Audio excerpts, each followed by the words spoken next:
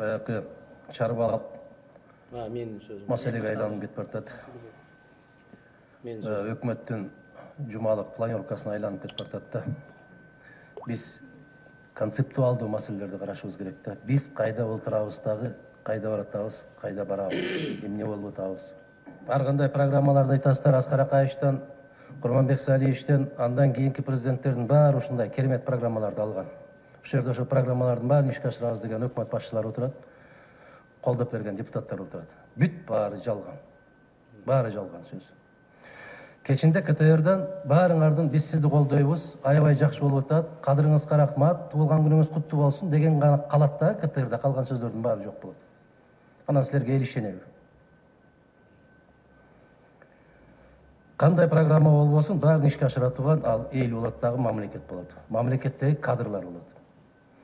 Бүгүнкү күндөгү эң негизги маселе элдин бийликке болгон ишенимин кайтаруу. Мен калп айтпайм, мейли, ак карга катарында көрүп коесуңар, тартип көрбөгөн дегендей кылып туруп. Мен 25 жылдан бери көнүп калгам. Чыгып барып эл менен сүйлөшүп көргүлө. Милицияңарга ишенеби? Жок. Сотуңарга ишенеби? Жок. Акимиңерге ишенеби? Жок. Губернаторуңарга ишенеби? Жок. А ким ишке ашырат аны? Ким үчүн жасалды ошол программа?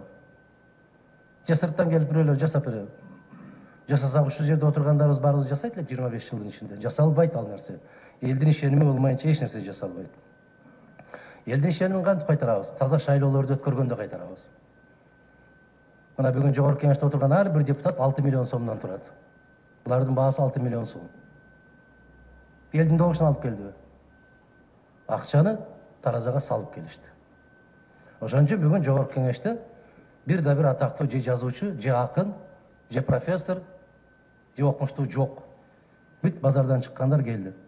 Анан ушулар мыйзам жазабы? Мен каттуу айтам, кечирип койгула бирок. Мен тарыхтын алдында жүзүм жарык болгусу келем. Мен дагы сиздердей кылып мактай алам, көкөлөт алам. Бирок ачуу чындык андан кымбатыраак турат. Ошол шайлоо мыйзамын эгерде жогорку кеңеш жаза албаса, биз мына жана Ишенбай Дүйшөнбич айткандай 6 киши жазып, кол коюп тапшырып бергенбиз колдоруна. Бүгүнкү күндө Кыргызстанда кантип шайлоо өткөрүү керек? Канткенде биз баягы акчаны таразага салган эмес, интеллектуалдык аң сезимди таразага салган, Алтай Асылханович айтып аткан акылды аң сезимди, Медеш Шеримкулович айтып аткан мамлекеттүүлүктү таразага салган инсандар качан келет Кыргызда?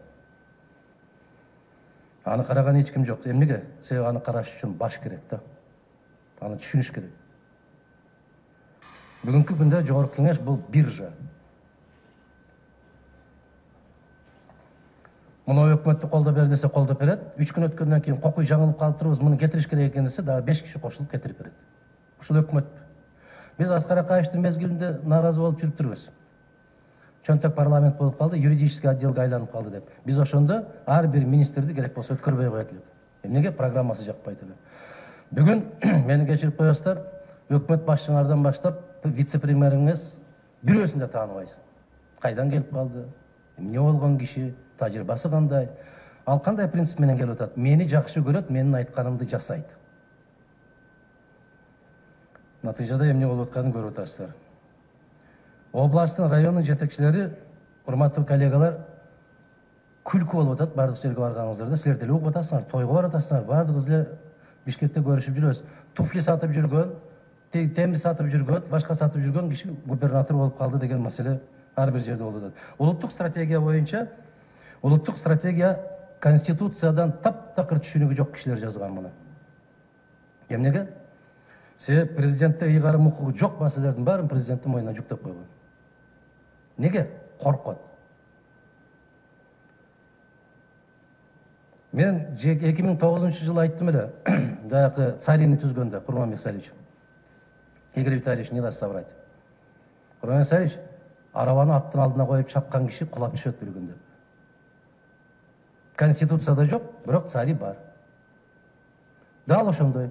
Конституцияда жок укуктарды президентке берип атат. Стратегиялык өнүгүүнү ким көзөмөлдөйт, ким башында турат деген нерсе. Бул чарбалык маселе. Бул экономикалык маселе.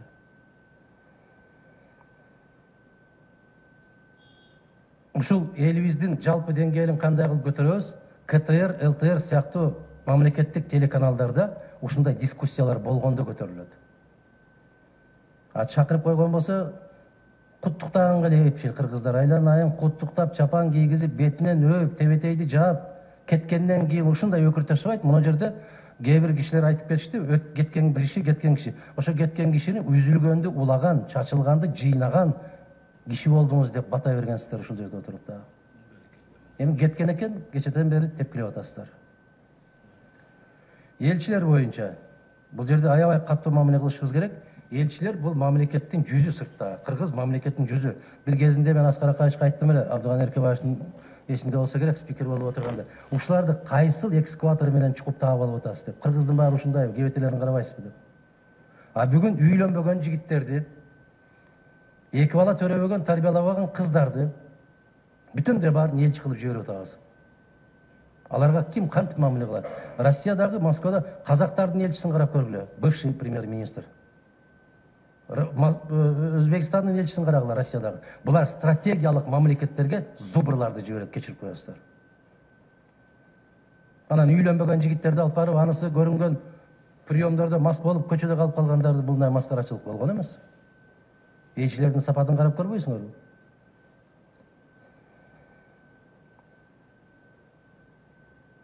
Четтеги биздин жарандарыбыз, айрыкча Россияда жүргөн жарандарыбызга эмне үчүн ошолорго шайлоо укугун бербейбиз? 1 миллионго жакын жигиттерибиз жүрөт, кыздарыбыз жүрөт.